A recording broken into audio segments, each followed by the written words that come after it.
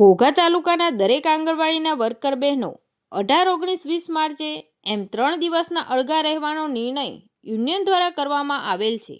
આંગણવાડી worker અને helper બહેનો પોતાના મૂંઝવતા પ્રશ્નો જેવા કે કેન્દ્ર સરકારે 2018 પછી અને ગુજરાત સરકારે 2022 પછી આંગણવાડી વર્કર તથા પગાર વધારો કરેલ ન હોય, લઘુત્તમ વેતન કેટલા અને ગુજરાત હાઈકોર્ટના વેતનને લઈને ઘોઘા પીઓ અને સીડીપીઓને આવેદનપત્ર આપવામાં આવ્યું.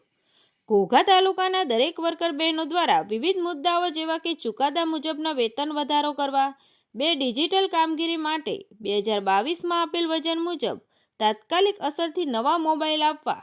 3 નિવૃત્તિ વયમર્યાદા તમામ રાજ્યોની જેમ 60 કરવા, 4 એક વખત જિલ્લા તાલુકા તથા વોર્ડ ફેરની બદલી માટેની તક આપવા, 5 એવીટી એપ્લિકેશન તથા એફઆરએસ તાકીદે બંધ કરવામાં આવે તથા અન્ય એપ્લિકેશનનો બોજ ઓછો કરવા, 6 ઉનાળામાં વેકેશન દરમિયાન બાળકો આવતા ન હોય આંગણવાડી વર્કર હેલ્પર માટે સાથે વેકેશન આપવા, 7 તમામ પ્રકારના બિલો રજિસ્ટરના ખર્ચાઓ તથા ઉજવણીના ખર્ચાઓ, મકાન ભાડા સહિતના તમામ બિલો નિયમિત કરવામાં આવે તથા 10મી માર્ચ મુખ્યમંત્રીને રૂબરૂ આપેલ રજૂઆત અને તે પછી સરકાર સમક્ષ રજૂ કરાયેલ આવેદનપત્રની માગણી ઉકેલવા રજૂઆતો કરવામાં આવ્યા છે તેવા નિવારણ અંગે આંગણવાડી વર્કર બહેનો દ્વારા ધરણા કરવામાં આવ્યા. તંત્રી મહેબૂબ રફાઈ સાથે રિપોર્ટર કિશન સોલંકી, તપસ્વી ગુજરાત ન્યૂઝ, ઘોઘા. આજે અમે અમારી જે જૂની પડતર માંગણીઓ છે એને લઈને અમે અત્યારે 3 દિવસની તાળાબંધીમાં છીએ અને અમારા આગળના જે પ્રોગ્રામ છે એ કાલે જિલ્લામાં છે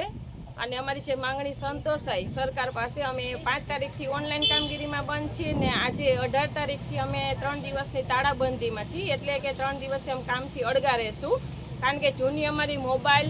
અને પ્લસ જે પગાર વધારો હાઈકોર્ટનો હુકમ થઈ ગયેલો છતાં અમને નથી મળેલો, એના બાબતે અમે સરકારશ્રી પાસે રજૂઆત કરેલી છે, વારંવાર ધરણા કરેલા છે, રેલી કરેલી છે, એનું કોઈ અમને પરિણામ નથી મળતું. એટલે હવે અમારે આ મજબૂર થઈને અને તાળાબંધીનું કરવું પડ્યું છે અને આજથી અમે તાળાબંધી કરી છે અને આજે અમે